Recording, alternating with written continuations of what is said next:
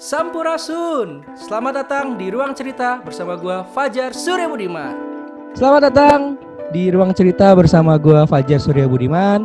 Senang banget di episode kali ini saya kedatangan seorang teman lama yang sudah lama nggak bertemu. Kita dulu terakhir ketemu pada saat beliau memberikan hadiah ulang tahun kepada pimpinan saya, yaitu Pak Helmi Yahya. Beliau menggambarkan wajahnya beliau di pasir, dan hari ini saya bertemu dengan beliau lagi melalui udara dengan seorang seniman yang terkenal dengan seniman pasir, yang beliau juga adalah seorang ilustrator, beliau juga adalah graphic designer, art performer, yang memang kalau misalkan kalian lihat di Instagramnya beliau, kalau kalian bisa follow nih, namanya @abrubio_senart. Tanpa panjang lebar, gue sambut Mas Abe. Apa kabar? Fajar, apa kabar bro? Minal aidin wal faizin. Udah lama banget tuh, serius. Iya bener. Minal faizin, maaf batin. Gua tuh udah lama banget lo nggak konten-konten. Kita kan ketemu cuma hanya nanyain soal seputar TVRI ya waktu itu. Iya, ada pada saat gue masih di TVRI. Udah. Masih di TVRI. Gue pokoknya memang nama lu Fajar TVRI aja udah. Pokoknya nggak ada lagi yang lain. Gampang. TVRI Fajar. Fajar ya. Jadi hubungan dengan TVRI gue pasti ingetnya lu. Jar, dia gimana Jar? Gitu. Iya. Aduh, kalau gue makanya mikir lu masih di TVRI. Kalau nggak salah itu hampir 2 tahun lebih lah Mas ya nggak ketemu Mas. Iya, 2018 lah itu. 2018 ya? Iya. Akhir 2018. Gitu kan, ulang tahun Mas Helmi kan. Iya waktu itu. Iya, gue dibawa ke ruangan Mas Helmi loh. Jadi beliau nih ngasih dua hadiah, satu dalam bentuk visual di audio, video dan audionya, terus kemudian videonya, terus satu lagi di dalam glitter yang gede. Kanvasnya itu ya Mas ya. Kanvas gede, ukuran 120, 180 itu cukup gede loh. Iya. Itu glitter painting disebut. Glitter painting ya Mas. Nah, itu sebelum ya maksudnya si gambar itu memang gede banget, dan gue nggak nyangka itu sampai sekarang masih dipasang loh. Masih dipasang ya. Masih dipasang. Terakhir waktu gue lihat masih lihat di backgroundnya masih ada lukisan itu sih. Masih. Di rumah juga masih dipasang Mas, di rumah beliau. Oh masih dipasang. Masih. Masih dipasang ya. Di dekat ruang tamunya beliau. Kayaknya itu gede banget, mau dibuang juga gimana coba? Nggak mau dibuang, gede banget loh. Anyway Mas, sebelum kita bahas tentang pasir-pasiran nih, kegiatan selama lo di rumah nih, kan lo juga kan masih punya keluarga, punya anak, dalam artian alhamdulillahnya adalah mungkin hal-hal apa yang pastilah di semua sektor mengalami dampak akibat karena pandemi COVID-19 ini kan. Tapi dari lu sendiri hal-hal unik apa atau hal hikmah apa sih yang bisa lu lihat dari ternyata gue masih bisa lebih dekat dengan keluarga, atau hal unik apa mungkin gue ternyata bisa sesuatu yang gue nggak bisa lakuin sebelumnya gitu. Kalau dari lu sendiri selama 3 bulan ini apa aja nih Mas yang hal-hal unik yang lu lakuin sama keluarga? Basically mungkin agak terdengar biasa ya, karena kan sebelum pandemik ini berlaku, gue sudah melakukan hal yang sama, which is gue bekerja di rumah. Iya. Nah, jadi ya kebetulan istri gue juga udah nggak kerja, dia jadi full ibu rumah tangga. Bedanya adalah ya kita sekarang saling bantu membersihkan rumah, gantian gitu. Jadi tag team gitu loh. Nah, karena sekarang gue sebelum pandemik itu tuh ada 2 atau 3 show yang di cancel. Udah awal Maret ya? Wah, betul itu langsung di cancel. Wah, udah akhirnya kan sempat bingung tuh kan. Akhirnya bini gue udah lah bantuin gue deh, bantuin gue jualan sama makanan kecil cemilan kayak dimsum gitu tuh gue bantuin jual. Ya karena gue juga ngerti desain, ya udah gue bantuin desain sekalian. Gue bikinin akun Instagramnya buat usaha bini gue. Kayak gitu sih. Jadi lebih banyak spending waktu sama bekerja sama dengan istri sih kalau gue bilang. Kalau sama anak ya jelas waktunya lebih banyak. Tiap sore main sama anak. Karena kebetulan kan gue rumah kan kayak klaster gitu kan. Nah jadi di blok kita ini adalah blok paling rame. Banyak anak-anaknya, bapaknya ngumpul. Jadi gue nggak tahu ya apakah ini dibolehkan atau enggak, karena kan sejak dibilang PSBB itu kan berarti orang jaga jarak ya. Betul. Nah, jaga jarak, tapi nggak tahu RT di sini itu santai aja gitu. Jadi tetap ngumpul gitu. Jadi ya seru aja ya, alhamdulillah sih nggak terjadi apa-apa ya, karena kan cuma tetap pakai masker tapi ngumpul gitu. Ibu-ibunya ngumpul, anak-anak ini jadi ikut ngumpul. Mantap. Nah, jadinya setiap sore kita ya gue jadi harus ikut main sama mereka. Kan, main basket kan gue punya bola, gue suka main basket. Kan, gue dribble aja main sama anak gue di depan gitu, seru-seruan sama anak tetangga gitu. Betul. Tapi hal main itu sama sih, anak tetangga sih. Tapi hal itu sih yang nggak bisa dibayar dengan apapun ya Mas ya, kedekatan lebih dekat antara orang tua dengan anak. Yes, itu benar. Jadi memang quality time-nya jauh lebih banyak karena sebelumnya kan gua nggak ada berhentinya nih walaupun di rumah. Justru jadwalnya lebih nggak terkontrol dong. Tiba-tiba ada revisi, tiba-tiba ada calling, minta bikin konsep apa segala macam, itu mendadak aja udah gitu. Mas bisa meeting nggak sore ini ya, kayak gitu. Nah sekarang kan memang pure di rumah kan, jadi nggak ada panggilan apa-apa, semua fokus di rumah. Fokus rumah udah. Untungnya juga bini gue nggak kerja, soal tetangga ada yang gantian, suaminya hari ini, besok istrinya gitu. Anaknya sampai masih dititipin di orang tuanya, ada tetangga. Sampai gue lihat kasihan juga ya, tapi betul. Ya itu rezeki mereka. Iya. Alhamdulillah rezeki mereka nggak berhenti kan. Kalau kita kan, terutama gue, mostly hampir semua orang berhenti nih. Wah ini bingung nih, kita gimana nih buat makan besok, buat bayar cicilan segala. Waduh, ini udah puyeng nih. Waduh. Akhirnya kan kita nggak bisa berhenti dengan hanya stres, tapi kan kita punya kita dikasih rezeki itu buat mikir sama Allah. Udah, coba pikir dulu deh, dan tetap harus bersyukur. Iya, betul. Lo anak sehat, yang penting tuh sehat loh. Coba ya kita di posisi ada yang sakit, coba wah puyeng udah. Iya, yang paling mahal tuh kan sehat ya Mas. Masih betul, itu mahal banget itu. Jadi bukannya kita mendoakan biarlah nggak ada duit ya, tapi maksudnya dibandingkan udahlah kita nggak ada duit, kita nauzubillah min dzalik, kita sakit, wah itu puyengnya lebih double. Ya alhamdulillah kita happy, kita sehat. Jadi duit itu kalau nggak ada ya bisa dicari lah. Kalau duit bisa dicari, kalau selama kita masih mau usaha. Basically turunin ego dikit ya, kalau kata orang ya, turunin ego dikit. Lu nggak peduli lu siapa, tapi kalau lu harus mencari uang ya whatever it takes.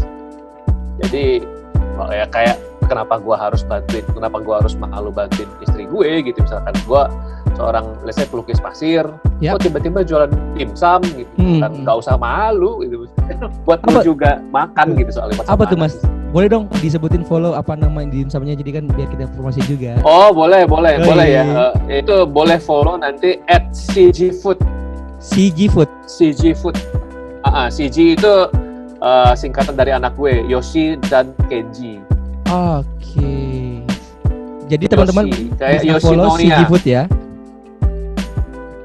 CG Food ya, ada CG Food itu ada dimsum, ada slice beef, ada macam-macam lah. Jadi kadang juga makanan-makanan sehat kayak saffron gitu kan, bini gue getol suka banget nih jual, karena dia intinya merasakan manfaat, dia pasti jual. Iya. Kalau dia merasa ini makanan nggak enak, nggak mendatangkan manfaat, dia pasti nggak akan jual. Walaupun orang bilang ini murah, ini bagus, dia nggak ngerasain manfaatnya, dia pasti nggak akan jual. Oke. So, kemarin juga pas Lebaran jualan kue, bantuin tantenya dia juga gitu. Ya udah saling bantu sih, bener. Kalau memang sekarang itu momen kita saling bantu, saling kolaborasi, turunin ego, ini tuh ya sekarang ini. Iya, bener. Gitu. So far sih itu sih, kalau yang unik gue nggak merasakan ada yang gini, cuma lebih bersyukur punya waktu buat anak dan keluarga itu sih. Oke.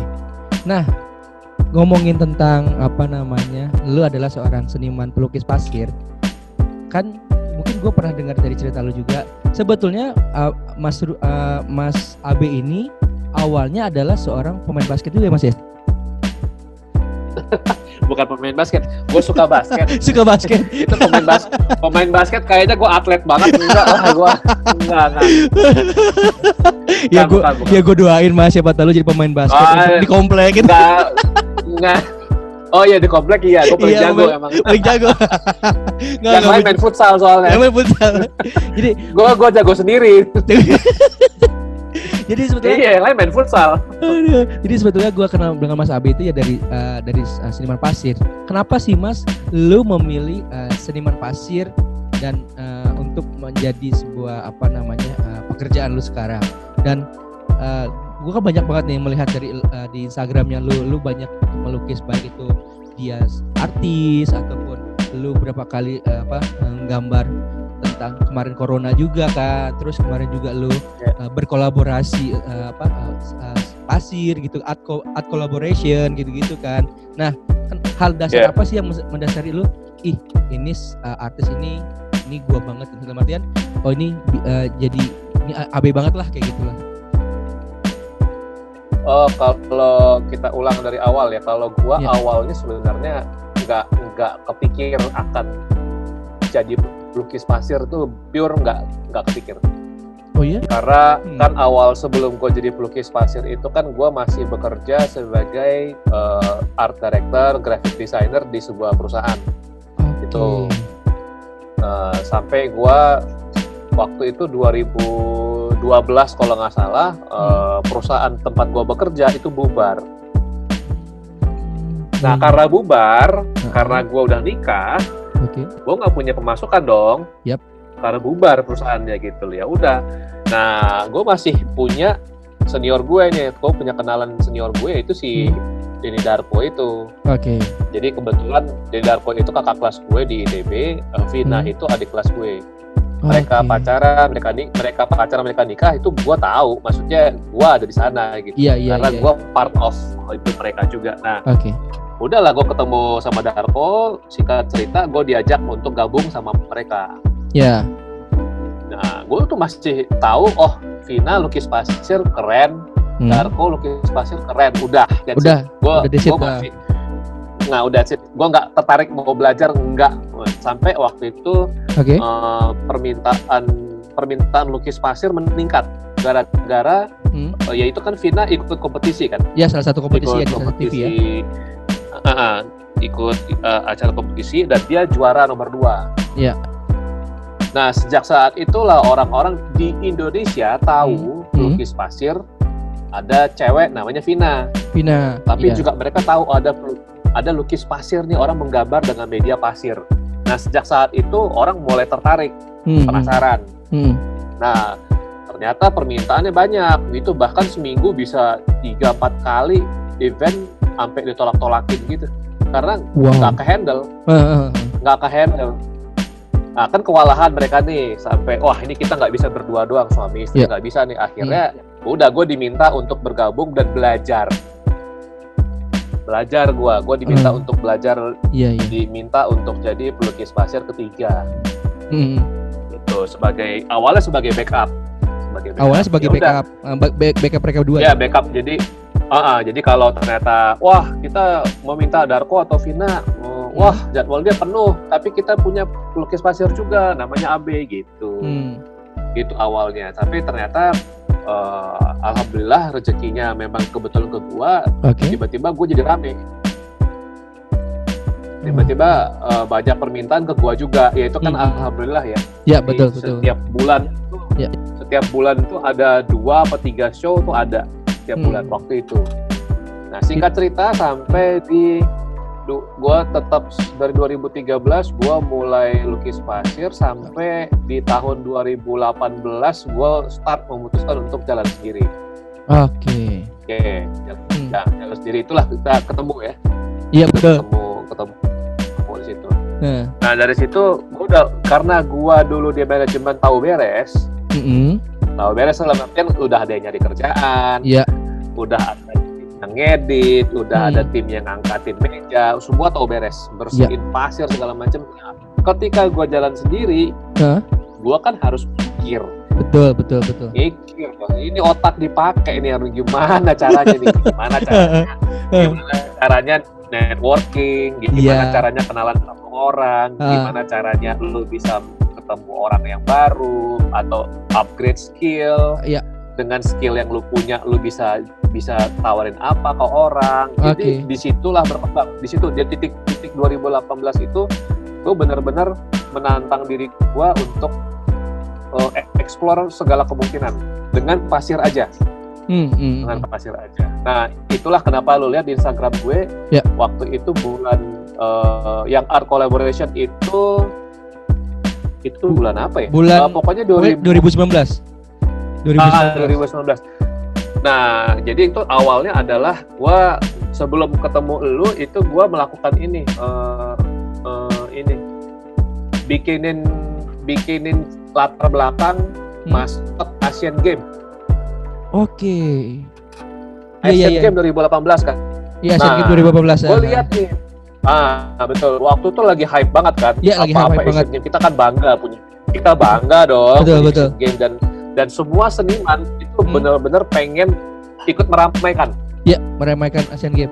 Ya termasuk gue juga gimana caranya supaya gue bisa tampil kayak di acara Asian Games bagaimana gitu loh. Ya udah, gue tiba-tiba kepikir kan setiap spanduk di luar di jalanan itu kan ada karakternya tuh. Si Bin, Atung, Kakak gitu kan. Iya, benar-benar.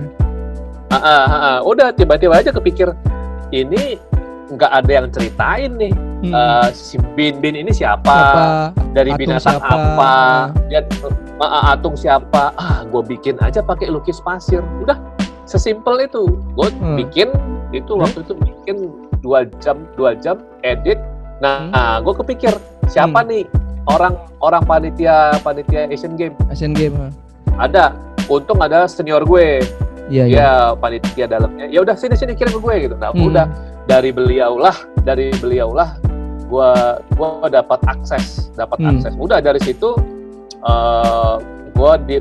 jadi segala yang berhubungan dengan kayak bumper itu tuh lu yang masuk ke websitenya official Asian Games. Iya, pakai pasir. Terus gue di interview beberapa media, kenapa latar belakang segala macam itu cukup membuat senang dan bangga juga sih, maksudnya menjadi bagian dari acara besar gitulah ya. Iya, acara perhelatan akbar ya, walaupun akhirnya gue nggak show juga, tapi itu cukup buat gue. Iya, benar. Terus waktu itu 2018 ketemu lu, ya networking sih, dari networking yang lama kan. Karena sudah pernah pakai jasa gue. Klien-klien pada puas, ya udah langsung japri gue kan sejak gue udah sendiri sekarang gitu. Kira-kira apa yang bisa dibantu gitu. Ini ada ulang tahun nih bos gue. Gitu kan awalnya. Udah sampailah ketemu lu untuk bikin buat Mas Helmi gitu ceritanya. Nah, sampai bikin yang sempat bikin gini. Kalau di Instagram itu ada namanya Oktober Inktober. Apa? Inktober itu tinta. Iya, ada. Nah, kalau teman lu, kalau lu punya teman seniman atau tukang gambar ilustrator gitu, itu selama bulan Oktober lu harus posting setiap hari satu gambar. Gambar apa aja. Nah, Inktober itu berarti menggunakan tinta kan? Iya, pakai tinta. Menggunakan tinta. Tinta, ya. Nah, kan gua kan nggak pakai tinta. Lu pakai pasir, benar. Pasir. Kenapa nggak gue bikin versi gue aja gitu? Nah, akhirnya gue itu benar-benar gue menantang diri gue supaya Instagram gue rame dan banyak orang yang gue tuh bisa bikin apa aja ya. Udah itu tuh bulan November. November 2019 itu pas di bulan gue ulang tahun. Jadi makanya gue nyebutnya Sen November, iya. Itu hashtagnya Sen November. Udah, gue menantang diri gue setiap hari gue gambar satu gambar, apapun temanya. Iya nih lo ada gambar Tintin kalau nggak salah, Tintin. Ya, itu konsisten gue benar-benar gue push gue, wah itu puasnya beda loh. Maksudnya effortnya lumayan, karena kan gue harus rekam gambar, terus nggak cuma ini kan, gue harus edit dan bikin animasinya. Mas, gue mau nanya deh Mas, gitu. kalau apa namanya, lu bikin satu bentuk karakter ini, awal mulanya itu butuh berapa jam? Tapi hingga sekarang nih perbedaannya berapa jam? Kalau mungkin kalau awal-awal lu butuh 2, 3, 4, 5 jam misalkan kayak gitu. Tapi sekarang sebagai S yang udah maksudnya S profesional udah berapa event ini, lu membutuhkan berapa lama waktunya? Terus misalkan dari klien nih, Mas gue pengennya gambar ini gitu. Nah terus oke, gue kasih waktu gini sama videonya. Itu gimana tuh Mas? Kalau yang lu kerjain di rumah ya, untuk event di rumah. Ya. Oke. Kalau untuk tapping, jadi sebenarnya karena dia jam terbang ya, jam terbang, jadi muscle memory lu udah kebentuk. Dulu waktu awal-awal gua memulai lukis pasir itu kan kita gambarnya sequence ya, scene per frame gitu per adegan.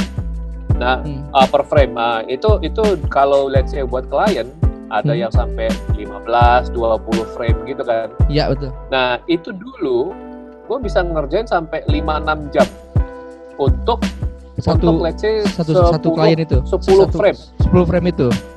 Iya, 5-6 jam tuh lama banget. Oke. Bahkan lebih 7 jam, bahkan pernah sampai 7 jam. Bahkan waktu itu nih, kalau gue boleh cerita sedikit ya, waktu itu awal mula gue dipaksa jadi pelukis pasir itu waktu gue masih latihan di salah satu stasiun TV itu ya, ada Vina. Iya. Waktu itu timnya Darko mau tugas akhir. Oke. Nah itu harus dikumpulin besok. Ini malam nih, ini sekarang jam berapa nih? Ya sore nih ya. Terus minta tolong. Minta tolongnya ke Darko. Oke. Minta tolongnya ke Darko. Pak, jangan lupa ya buat tugas akhir saya gambar pasir, video tentang buaya, kancil dan buaya. Nah, sampai waktu itu Darko bilang, kok saya yang gambar, itu ada AB. Kaget gua, kok gue bilang. Iya kan lu sekalian latihan. Itu tuh lu tinggal gambar. Enak ngomongnya. Enak banget ngomongnya. Jadi itu ada 6 scene kalau nggak salah, 1, 2, 3, 4, 5, 6, gampang. Kalau sekarang gampang. Kalau dulu itu 6 scene tuh, wah gue mulai sore jam 6, kelarnya jam 11 malam. Oke. Awal-awal tuh ya? Gue itu ya? Awal banget itu belum show. Belum show tuh? Belum show. Belum. Waktu itu karena gue beban. Iya. Tugas akhir anak orang loh. Ya dong, tugas akhir anak orang, terus direkam kan? Direkam harus bagus dong. Iya. Nah, yang lu harus tahu adalah gue belum pernah gambar binatang sebelumnya di kertas. Belum pernah. Oke. Gue itu gambar orang, superhero tuh jago udah. Pernah lah, udah robot gampang. Tapi kalau suruh gambar binatang, tar dulu. Di pensil aja, gue masih nyontek gitu loh, Nah, langsung di pasir bro, langsung di pasir. Wah, sekarang disuruh gambarnya apa? Kancil dan buaya. Sekarang gue tanya sama lu, bedanya kancil, rusa, anjing, bedanya apa? Gimana bedanya? Sama-sama punya mancung, paruhnya panjang, panjang, kakinya 4, nah, ada telinganya, nah, ada buntutnya. Gimana bedanya? Gimana bedanya coba? Hidungnya gitu panjang. Wah itu udah stres gua. Membayangkan itu aja udah stres. Nah singkat cerita, gua kan latihannya kan gambarnya berdiri ya. Iya. Berdiri, mejanya agak tinggi gitu kan. Terus udah di bawahnya ada lampu gitu kan? Iya di bawah lampu, atas kamera. Gua gambar, ngulang. Sebenarnya bikin lama itu karena gua mengulang gambar. Ulang, ini nggak mirip, ulang lagi dari awal, nggak mirip, ulang dari awal gitu terus. Karena gua merasa gambar kancilnya nggak mirip. Gitu, stres kan lebih tepatnya. Sementara di sebelah gua anak yang punya tugas nungguin kan mukanya panik Ini kelar nggak ya? Ini kelar gak ya? Lu kayak ujian Iya, pendadaran tuh kalau. Iya. Maksudnya ini bukan tugas gua loh. Iya benar. Kenapa jadi gua yang ngerjain gitu? Lo bayangin momen itu, nah sampai wah muka gua udah stres gitu, gua langsung mikir gini amat ya nyari duit ya. Gua sempet nyesel tuh. Gua nggak mau jadi pelukis pasir, capek, gua nggak mau, capek. Gua mending jadi graphic design aja. Gitu. Nah sampai waktu itu Darko datang ke gue, lihat muka gua udah kelipet gitu kan, udah capek gitu. Dia ngomong, kenapa kok lama banget kelarnya? Gue bilang ya ini gini.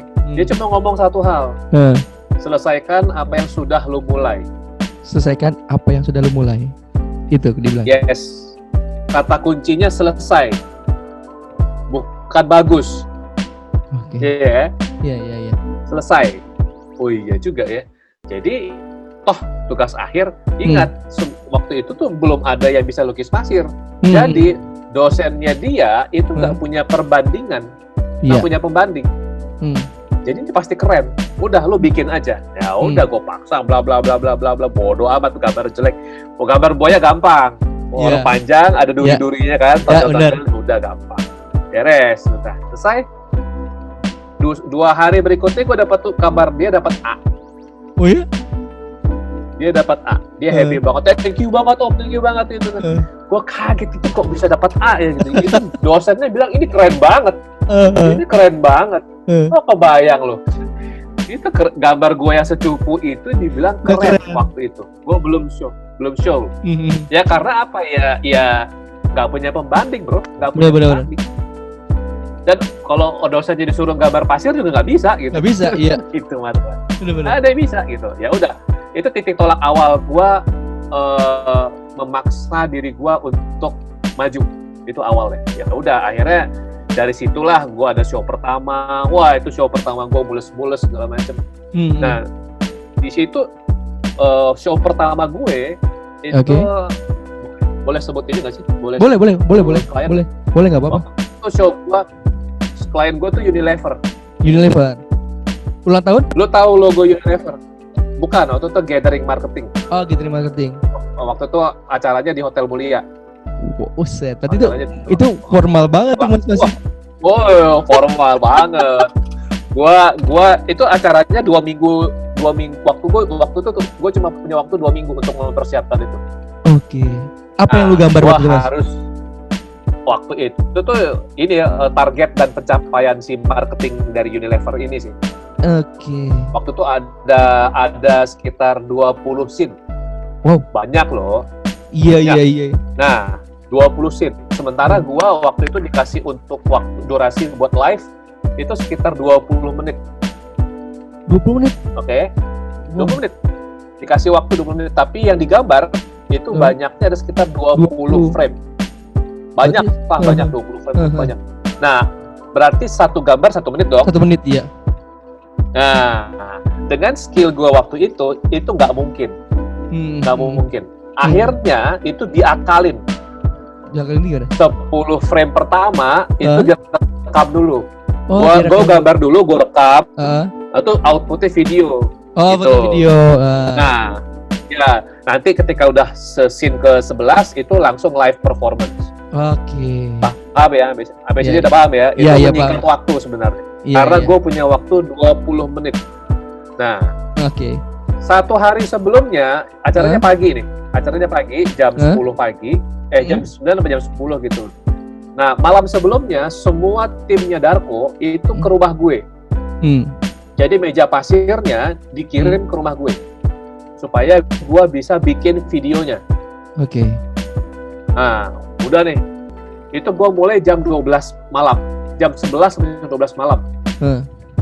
Nah, berarti kan gue show itu jam 10, jam 9, berarti gue udah harus berangkat. Itu minimal jam 7 udah berangkat dong. Iya, dan lu udah harus standby sekitar jam 8, jam 9 dong di lokasi kan. Yes, betul sekali. Nah, kebetulan meja pasir itu tuh taruhnya masih di teras. Di teras, which is kalau ada cahaya masuk, gambarnya pucet dong. Iya. Sampai sini paham ya? Iya, paham gue. Dan sampai jam 6:30 gambarnya belum kelar. Gue menggambar videonya belum kelar. Belum kelar bro, belum. Wah itu stres.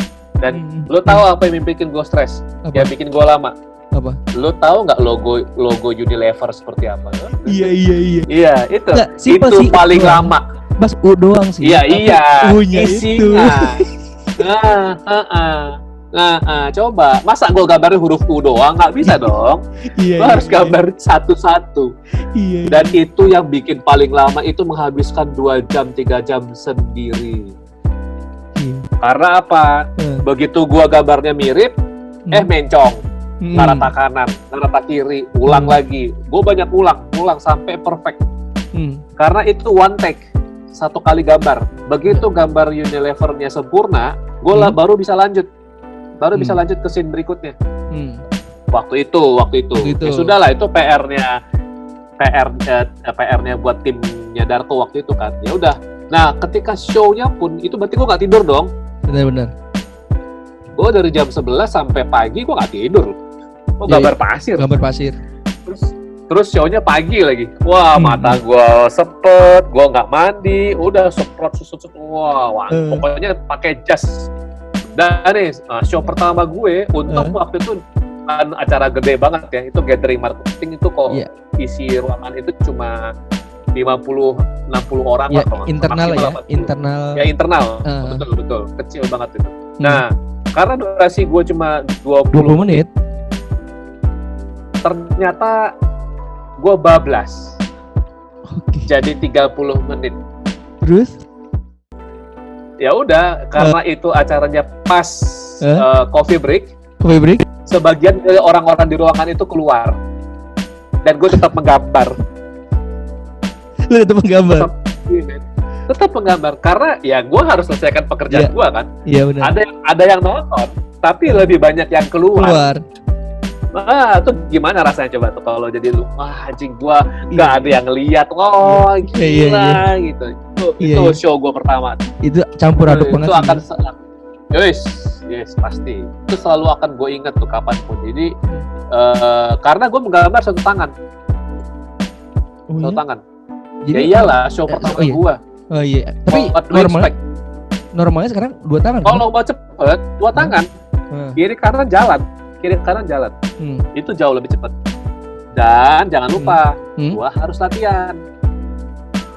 Nah kan kemarin semalam ini kan gue cuma bikin 1 video dan itu kelarnya pagi. Iya. Gue nggak latihan bro.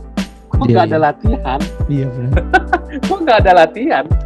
Makanya lama gitu. Ya tapi ya itulah. Jadi selalu ada langkah awal untuk dalam profesi apapun ya. Pasti pasti nggak ada yang sempurna ya gitu loh. Ya udah, show kedua, ketiga, keempat, gue belajar dari kesalahan ini, itu, jadilah gue sekarang. Kalau sekarang itu untuk 1 scene itu bisa 5 menit maksimal. Kalau yang bagus ya, sesusah apapun. Maksudnya sesusah apapun bentuknya. Tergantung apanya dulu yang mau digambar. Kalau misalkan wajah itu tetap lama. Tetap lama. Nah ini gue kasih bocoran nih, kayaknya karena lu sudah keluar dari TVRI dan mungkin ini gue kasih bocoran soal Mas Helmi Yahya. Mas Helmi Yahya itu, lu tahu nggak gue gambar berapa kali? 4 kali. 4 kali? Gue belum ceritain ya? Belum, mau coba. Boleh kan? Karena teman-teman mau cerita juga. Iya. Jadi waktu itu kan si ibu kan udah bayar gue loh. Istrinya udah bayar gue profesional dong.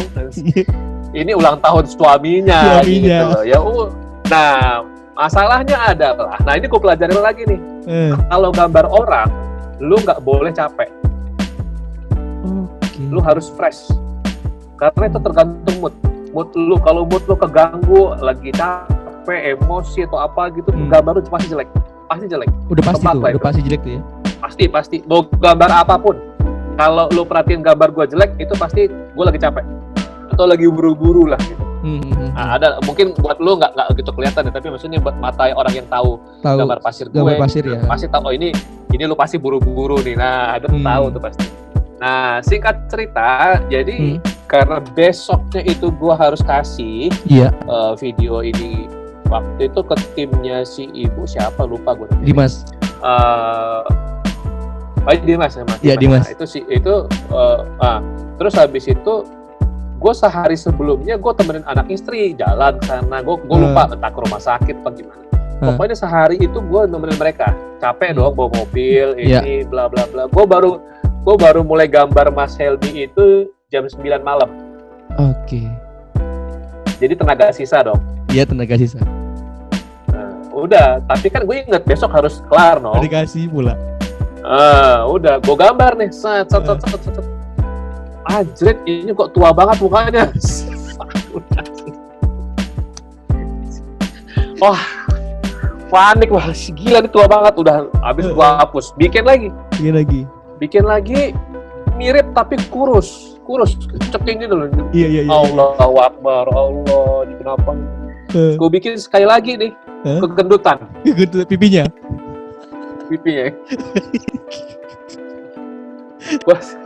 Wah, gue udah mulai panik. Wah, nih besok harus kelar nih gimana ya? Masa gue nggak tidur? Udah akhirnya gue putuskan gue harus tidur. Jadi besok pagi, gue harus bangun, gue harus gambar. Ya udah, besok pagi udah fresh habis subuh, gue mulai lagi nih, langsung mirip. Jadi total gue 4 kali gue gambar Mas Helmi ya waktu 4 kali. Mana ya? Tunggu bentar gue lihat di mana ya? Bentar Pak Helmi di Instagram. Ada di sini. Ada. Itu 2018 ya Mas? 2018 akhir deh kalau. Akhir kalau salah. Oh iya ada. Iya. Ini yang terakhir nih, yang pagi-pagi nih berarti ya? Iya itu ya pagi gitu. Nah jadi setiap gua bikin sesuatu, gua mempelajari banyak hal. Mempelajari gimana caranya supaya ini bisa bagus. Kalau gua ada ya kan namanya kalau lu dibayar profesional, berarti kan lu harus do the best kan. Iya betul. Nggak bisa lu mempertaruhkan nama baik lu juga, bahwa lu Abe Rubio nggak bisa gambar. Selesai urusan. Pakai gua lagi gitu. Selesai nggak ada. Nah jadi gimana caranya lu harus atur waktu diri lu plus ya anak istri lu juga kan jadinya kan. Anak butuh juga perhatian. Tolong bacain buku dong. Nah, gue bentar ada juga mau ngerjain kerjaan gimana coba. Nah itu kan gue harus bagi waktu. Iya benar. Ya intinya banyak hal yang sudah gue lewatin, gue pelajari. Sekarang ya alhamdulillah kalau gambar wajah nggak pernah sih di bawah gambar mirip ya terutama ya. Kalau gambar orang aja itu mungkin berapa detik? Nggak nyampe 20 detik udah jadi. Kalau kayak logo-logo gitu sekarang? Tergantung. Kalau logo, lo mau requestnya cuma logo, lo mau lihat gue bisa gambar, itu 1 menit 2 menit udah jadi. Oh, tapi kalau yang benar-benar detail ya? Live. Ini kan live. requestnya kalau live performance kan nggak ada waktu buat 5 menit kan buat gambar logo. Tujuannya adalah supaya orang tahu logo mereka digambar di atas media pasir. That's it. Iya, hanya itu, benar. Begitu logo itu muncul di layar gede ada logo mereka akan tepuk tangan. Iya. Nah, gitu. Jadi itu tugas gua untuk bagaimana caranya menemukan cara paling simple menggambar sebuah logo. Nah, itu harus latihan. Harus latihan. Tapi itu bisa, maksudnya gue pernah gambar logo kurang dari 1 menit pernah, tergantung logo juga kan. Kalau logo itu banyak tulisan, itu maksimal 3 menit, 2-3 menit lah. Tapi jadi. Oh berarti yang. Tapi kalau lu kalau mau perfect grade itu sampai ada shading, wah clean itu tuh bisa setengah jam lah. Setengah jam. 15 sampai setengah jam. 30 menit lah itu udah jadi satu logo gitu. Kalau gambar kalau gambar yang nggak dituntut harus mirip itu cepat. Tapi kalau lu request bisa nggak gambar gedung atau gambar mobil atau ya kan yang lu expect something ini mirip gitu loh. Iya. Ya kalau common object kayak Monas itu cepet. Gambar Monas semua ya, gue udah tahu ini gini. Oh gini. Hapus di sini, hapus. Itu cepat. Kayak gambar Jadi gue punya bank image ya di otak gue. Kalau gambar orang salaman gimana? Gue udah tahu. Iya. Cara orang cepet gambar orang salaman, cara cepet gambar orang lagi pegang buku, pegang handphone, itu gue harus punya skill itu gitu. Gambar peta Indonesia, cepet. Jadi cepet. Oke. Itu sih. Nah, Mas, gue mau nanya deh, Mas. Kalau misalkan gini, saat lu event, pasti kan lu kan butuh kru di belakang, di balik layar lu gitu kan. Nah, maksudnya gue kan gak tau nih gambaran umumnya, gambar umum aja lah, gambaran umum kan pasti gandong, meja, lu pasir dan lain-lain. Ada perentelan kecil gak sih yang maksudnya ini harus dibawa tapi kadang-kadang lupa atau gimana, atau hal-hal yang tapi atau enggak ini urgent nih, maksudnya hal apa sih yang menurut lu ini urgent banget? Mungkin semuanya urgent ya, tapi ada satu hal urgent gak yang lu pasti selalu bawa itu untuk ketika lu perform apapun itu, tidak hanya di bidang meja apa namanya, media pasirnya aja kayak gitu. Ya yang pasti sih harus yang paling vital itu sebenarnya adalah kabel kamera. Jadi kalau setiap ada event, entah itu klien langsung atau IO, itu gue cuma make sure satu konsep gue. Ini kabel HDMI harus ada. Oke. Terus berapa panjang untuk nyambung ke FOH? Oke. Itu concern gua tuh, karena kalau itu nggak connect, kelar. Sia-sia lukis pasir, kelar udah. Karena kan lo mau gambar, orang ngelihatnya kan ke layar gede kan, LED kan. Nah kalau itu nggak connect, lo mau ngapain? Terus lu selalu nggak sih, Mas, maksudnya kan kalau band kan ada check sound-nya 2-3 jam sebelum acara, event sebelum acara. Oh iya harus, nah, kalau lu sendiri itu pas hari H-nya atau lu sebelum satu harinya lu ke stage dulu, make sure ke semuanya atau pas hari H-nya biasanya rata-rata? Tergantung, kalau event itu luar kota ya jelas gue sehari sebelumnya. Karena kalau terjadi apa-apa, gue masih ada punya waktu untuk nyari kabel atau apapun itu gitu. Which is kan bukan gue juga kan, maksudnya itu ada tim gue yang nyari. Nah, cuma kalau sebenarnya untuk preparation gue tuh maksimal tuh 2-3 jam sebelum sih masih aman sih. Dan misalnya di situ, event dan di situ lu yang pas event live itu lu pas cek sound juga lu latihan lagi tuh sekali lagi atau gimana gitu? Oh iya. Jadi gue lebih latihannya bukan lagi latihan gambar, tapi latihan durasi. Jadi timekeeper di sebelah gue, gue gambar sekarang ya, dan itu sudah ada contekan. Nah di depan gue itu ada contekan, guidance gambar apa step ini. Jadi nggak ada scene yang kelewat. Nah itu pasti timekeeper gue akan ngitung, 1 menit, 2 menit, 3 menit, 4 menit. Nah ketika gue gambar, sekali gambar itu sesuai waktunya, let's say si klien minta 10 menit, gue gambar 11 menit, gue udah cukup sekali latihan beres, nggak perlu berkali-kali. Tapi kalau klien minta itu 12 menit atau 11 menit, tapi gue sampai latihan pun 15 menit, 16 menit, kan lama tuh. Nah setelah 2-3 kali gue coba, wah ini nggak kekejar nih kayaknya, kalau lu butuh coba 11 menit, 12 menit, gue lapor sama IO-nya, gue lapor sama kliennya. Mbak, Mas, aku sudah latihan berkali-kali, ini nggak kekejar untuk durasi 15 menit, 12 menit. Top, paling cepat gue 15 menit baru bisa. Gimana? Ada yang bisa atas scene-nya kita kurangin apa gimana? Nah, biasanya mereka udah lanjut aja Mas, nggak apa-apa. Gitu. Oh berarti rata-rata hampir banyak kayak gitu ya? Mostly ini lanjut aja, nggak ada masalah Mas, karena betul lo sebagai performer nggak mungkin disuruh turun, time up, turun, nggak mungkin gitu. Bener. Nggak ada gitu. Ya kan, lihat aja kasus gua yang awal show durasi 20 jadi 30 menit, gua nggak ada yang nyuruh gua turun kan? Iya. Dan itu cuma mukanya bete aja gitu, orangnya kan jadi keluar ruangan. Nggak ngusir gua sih, tapi dia yang keluar gitu. Anyway, dari banyaknya lu belajar dari yang tadi lu bilang dari event pertama lu di Unilever sampai sekarang, yang paling berkesan menurut lu Mas itu di event apa, atau mungkin di yang apa, hadiah ulang tahun dari siapa atau bagaimana yang menurut lu paling berkesan di selama lu bekerja tuh di event apa Mas?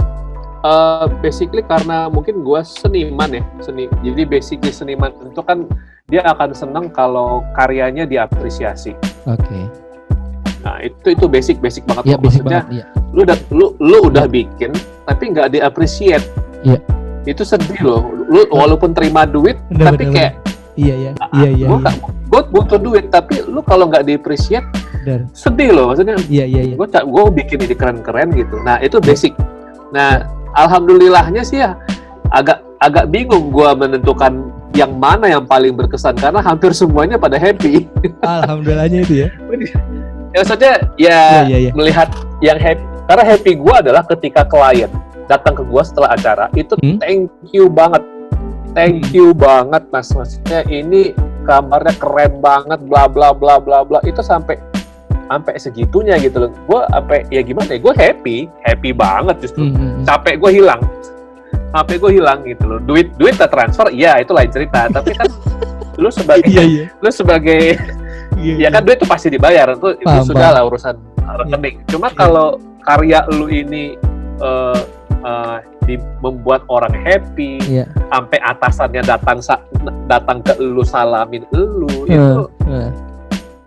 itu udah wah banget. Sampai gue pernah tuh bos perusahaannya datang, orang Inggris, orang bule, ngomong you're very good, amazing, bla bla bla bla bla bla, dia ngoceh aja gitu. Yes, thank you very much, thank you. Gue nggak bisa ngomong apa-apa, dia bilang dia ngoceh gitu. Gila, orang puas banget ya gue.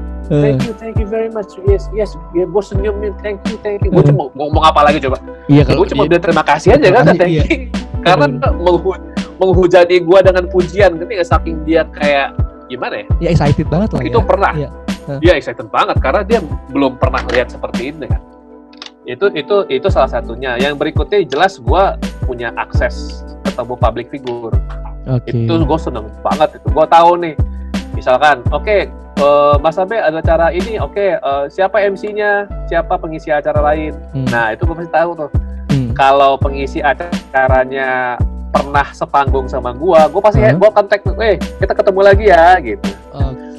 Itu MC kadang enggak musisi kan, kayak apa namanya, banyak lah teman-teman gue kayak Angels Percussion tuh 3-4 kali itu pernah sepanggung sama lu ya, sampai udah jadi teman gitu. Iya udah teman banget. Kita ketemu lagi Mas, iya gitu. Ya kan tuh seru aja. Terus kalau public figure ya maksudnya yang gue bikin happy karena ya public figure kan lu nggak ada akses kalau lu profesi lain ya. Maksudnya kalau gue tetap sebagai graphic designer atau art director dulu, gue nggak mungkin ketemu sama Bimbo. Trio Bimbo itu gue duduk sebelahan sama mereka gitu, ngobrol, makan nasi kotak gitu, cerita gitu tuh nggak kejadian. Dan maksudnya itu momen-momen yang bukan soal cuma foto bersama ya, enggak, tapi maksudnya gue jadi mengenal beberapa public figure, duduk bareng. Ya salah satunya ketemu sama Mas Helmi itu udah kapan lagi gue ketemu Mas Helmi coba. Depan-depanan salaman tuh momen berharga itu coba. Lu bayangin. Kayak gitu tuh kalau dibilang bangga, gue itu bangga banget gue, maksudnya itu tuh pencapaian seniman ya. Iya, betul. Seniman Masir yang lu bisa achieve, bukan ya, gue berharap someday gue akan mengharumkan nama bangsa ya. Gue nggak tahu bentuknya gimana, tapi maksudnya ya lu lihat karya gue terakhir yang ini, yang The Rock. Nah itu kalau lu baca captionnya itu sudah gue bikin dari sejak Asian Games. Jadi dari scene berapa sampai berapa itu sudah gue gambar dari 2018. Terhenti karena ada kerjaan datang, ini itu udah kayak kekubur aja gitu. nggak ada motivasi gue untuk melanjutkan lagi, sampai ada temen gue nih si Om Ricky namanya. Nah, udah dia bilang, udah deh lo lanjutin lagi deh, karena ini buat YouTube lu juga kan, udah mulai fokus ke YouTube kan. Iya. Coba mulai main di YouTube gitu.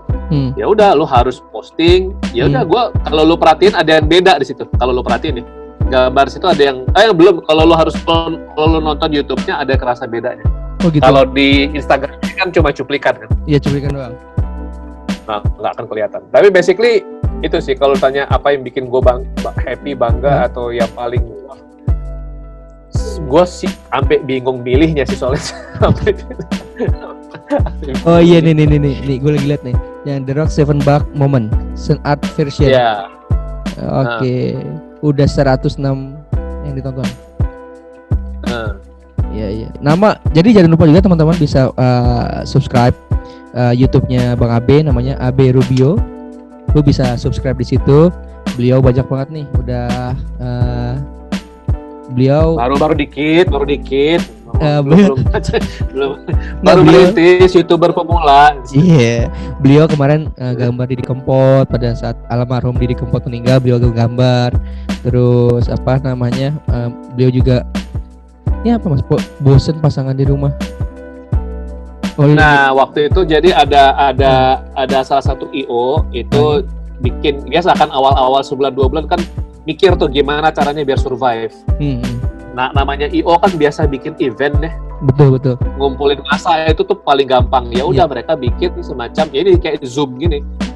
Full Zoom disebutnya. Jadi mengundang satu pemateri, pembicara yang memang yang bermanfaat. Ya udah. Waktu itu ada 2 nih, Mas Indra Noveldi yang gue bikin di YouTube itu, sama Safir Senduk. Oke. Safir Senduk, jadi kan pakar keuangan tuh, financial planner. Nah, nah yang Safir Senduk belum sempat gue bikin. Udah kadang ada kerjaan ini itu akhirnya ya sudahlah, nanti pasti gue bikin. Nah, yang akhirnya yang baru sempat gue bikin tuh yang si Indra Noveldi itu. Oh iya, ini udah nih. Jadi kalau intinya kalau gue ceritain dari singkatnya aja kan, sejak awal orang disuruh work from home, atau di rumah aja, angka perceraian tinggi loh. Oh iya? Iya, karena orang biasa di luar, nggak ketemu pasangannya tiap pagi, ketemu lagi sore atau malam, bukan 24 jam loh. Iya. Wah, itu ternyata dijelaskan di video itu kenapa ini ya itu. Jadi waktu itu gue ikut Cool Zoom kayak gini juga, gue catat poin-poinnya, udah gue terjemahkan itu ke pasir. Wow, iya. Keren Mas. Gitu. Jadi basically karena ya itu gue mulai explore apa sih yang bisa gue kerjain dengan pasir, karena sebenarnya yang main pasir kan nggak ada. Iya, bisa dihitung jari Mas. Ya, hitung dengan jari ya, maksudnya Darko, Vina, gua, ayo. Nggak ada lagi. Ayo, siapa? Indonesia loh, Indonesia ya ada sih, tapi kan kalau gue bilang yang benar-benar profesional, yang mati hidup di sini ya cuma itu.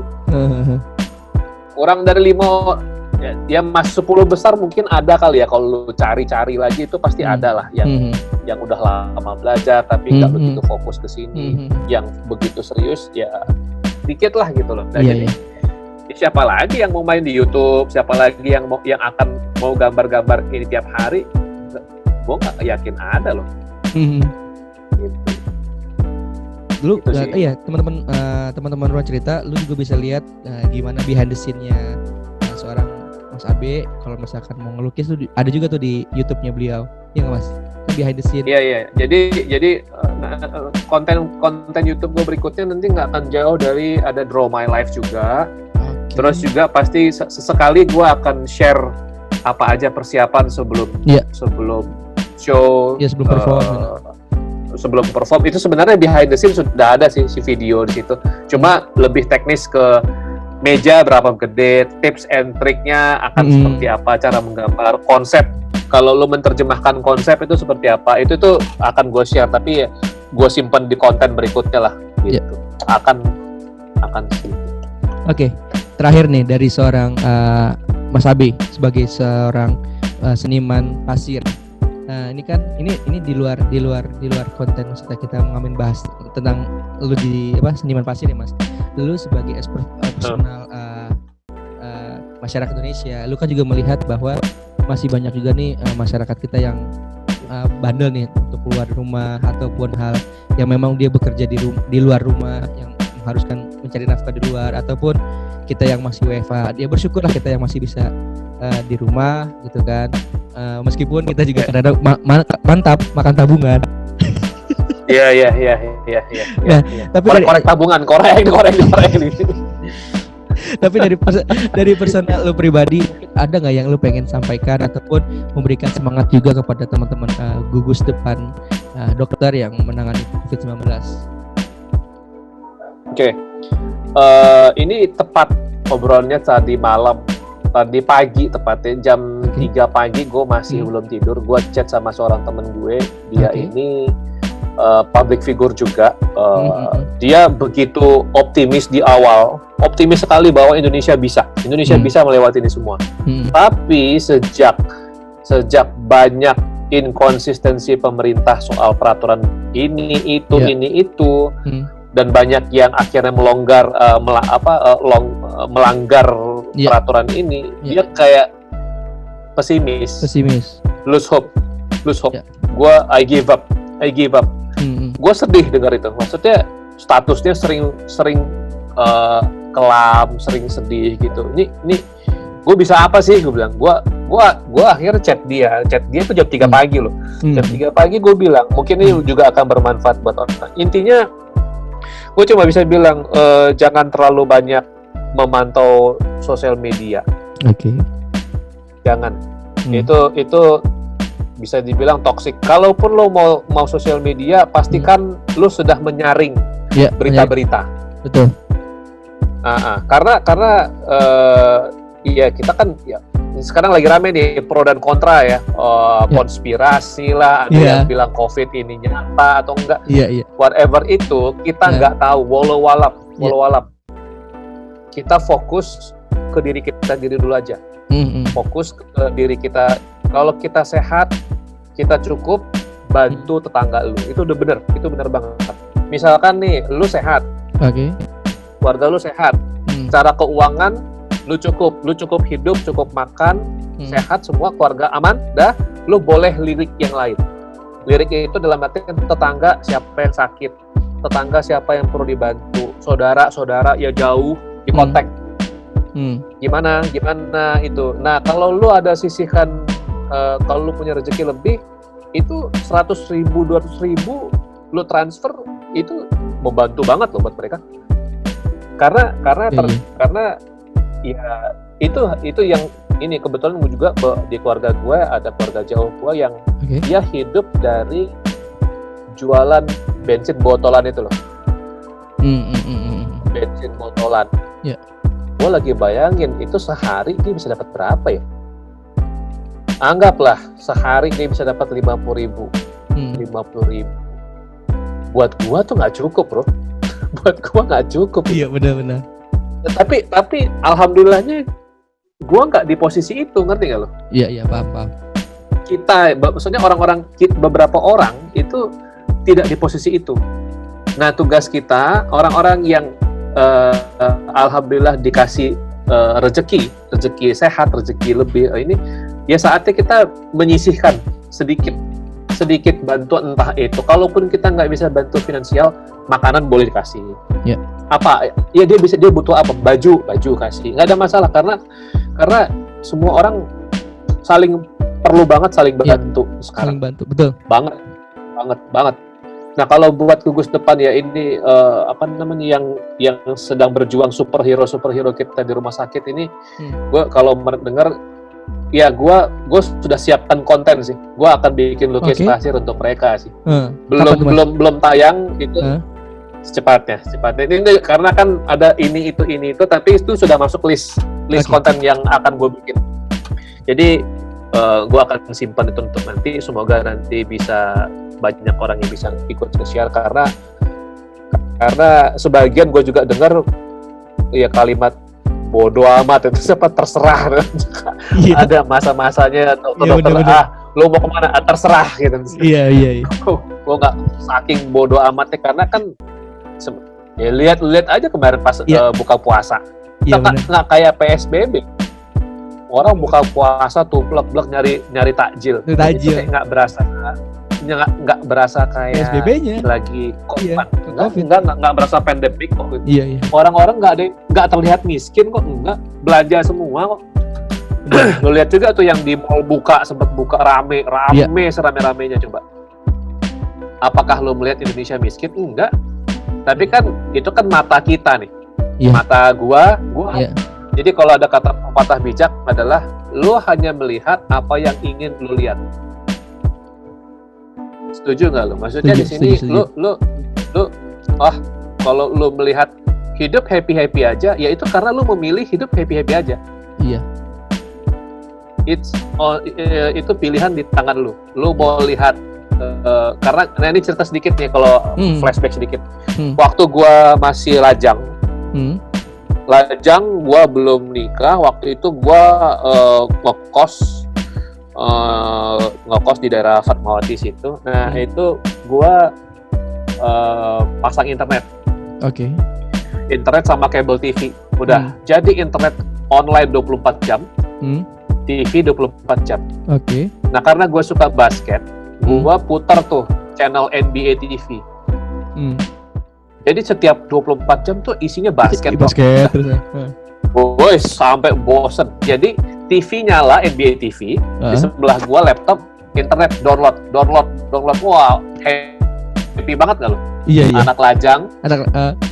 2010 loh, kamar AC, wah pulang kantor, wah gaji utuh gitu kan. TV, NBA, aman. Serius, tenang, hidup gue tenang, nggak mikir ada apa-apa. Nah, gue penasaran nih, gue udah lama nih nggak nonton TV lokal. Udah, gue puter nih, itu jam 10 malam. Berita, waktu itu di salah satu stasiun TV, sebutlah, tidak nggak usah sebut lah. Itu isinya, ya lu udah tebak lah isinya apa. Perkosaan, pembunuhan, penjarahan, penipuan. Men, kurang dari 10 menit gue stres, gue takut keluar. Serius, gue takut keluar. Gila, nanti kalau gue ditipu nih, berarti gimana ke ATM gini. Wah, gue langsung takut ya. Gila, tadi sebelumnya gue baik-baik aja nih. Sebelumnya baik-baik aja, ya hidupku fana ya. Basket gitu ya. Wah, nggak ada. Nah mungkin gue bisa ambil itulah. Jadi buat kondisi sekarang kita tahu bahwa kita diminta untuk cuci tangan, pasang masker, dan berjarak 1 meter. Udah, itu kita pegang sekarang. New normal itu kan itu sebenarnya kan. Basically tetap bekerja, protokolnya cuci tangan 20 detik, habis itu pakai masker kemana-mana, dan tidak bersentuhan. Itu aja. Nah tapi maksudnya kalau lu menjejali berita lu tentang update korban, nanti ada konspirasi ini, itu pasang ini. Wah, men, lu capek lu, men. Iya, benar. Dan itu mempengaruhi kehidupan lu loh. Lu jadi takut. Secara psikologis mempengaruhi banget lah. Betul. Dan kita nggak butuh itu. Iya. Kita cuma butuh gimana caranya. Ini ibarat kayak sekarang nih kita lagi mau start lari nih. Sama-sama start lari semua dari reset from to zero gitu loh. Semua dari reset, oke. Kita mau kemana? Lu siapin itu. Oke, gue mau bisa ini. Pelajari sekarang. Kalau lu punya waktu singkat, let's say, ini ada temen gue namanya Mas Mo Sidik. Atau Mo Sidik stand up comedian. Iya, si Bang. Nah, itu pernah ngomong sama gue bahwa